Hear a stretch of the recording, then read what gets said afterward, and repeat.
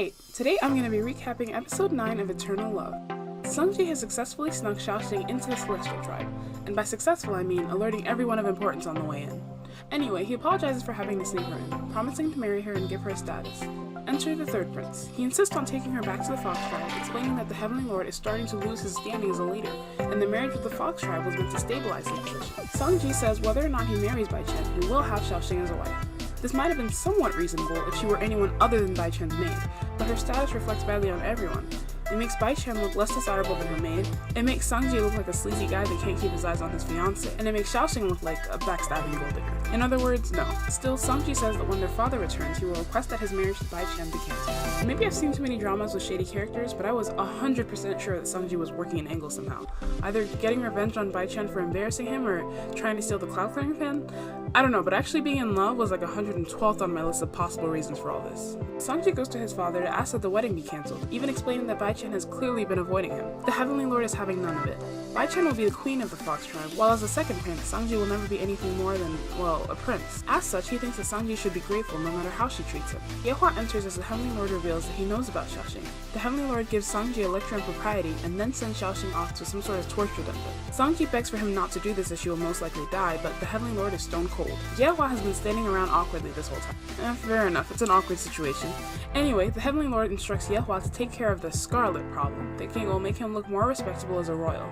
The Star-Lord of Destiny, who's in charge of the mortal realms, counsels Yehua not to mess with the fates of any of the mortals when he goes down to face Scarlet. Doing so could cause serious problems. In other words, he's definitely gonna mess with some mortal's fate on this trip. Yehua goes to sleep and we get to see some flashbacks into his childhood. He was apparently very academically gifted, impressing the Heavenly Lord with his grades. When he was offered a prize, he asked to see his mother. The Heavenly Lord believes that having a mother around makes a man weak, and as such she has not been allowed to see him since he was born. Harsh. When Yehua says the only thing he wants is to see her, the Heavenly Lord offers him a deal. If Yehua can complete his Heavenly Ascension test by the time he turns 20,000, he will let him see his mother. Yehua succeeds and is brought over to see Leshu. When his mother cries over seeing him for the first time, only for him to be so hurt, he promises to always wear black in the future, so as not to show bloodstains.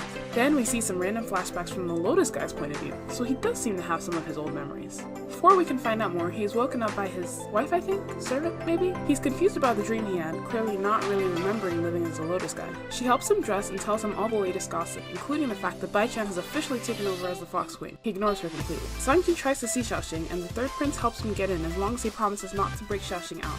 Xiaoxing is doing her best but won't last much longer. The Heavenly Lord and Yehua are having tea, and the Heavenly Lord suggests he marry some consorts. Yehua says he isn't interested, and I can't really read this lady's expression, but she seems disappointed, so I'm thinking not his wife. Seungji comes in to beg for Xiaoxing's life again.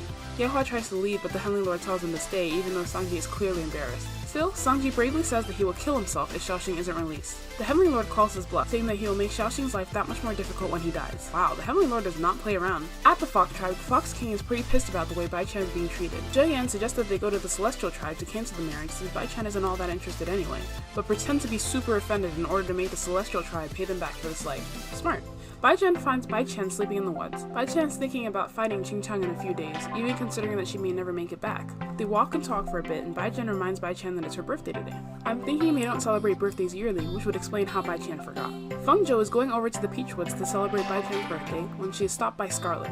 Before he can grab her, Dijin shows up and Scarlet, knowing when he's beat, disappears. Dijin and Feng Zhou float down, staring lovingly into each other. Wait a second, how old is Feng Zhou? She still hasn't done her Heavenly Ascension, which strikes me as a sort of coming of age for them. Or is there no immortal equivalent of adulthood?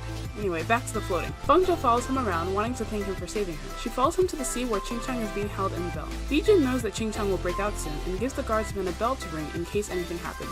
A little ways off, we see Princess Yanzhi, who we haven't seen since the battle. She came to see her dad, but is alone because Li Yuan has disappeared and Li Jing hates him. We get a peek into the bell and see that Qing Chang is very much awake in there. Back at the Celestial Tribe, the third prince has a proposal for Yehua. If Yehua marries Bai Chen, it could be the solution to all their problems. Bai Chen should no longer be slighted as Yehua is an upgrade to Seungji, and Seungji might then be able to marry Xiaoxing.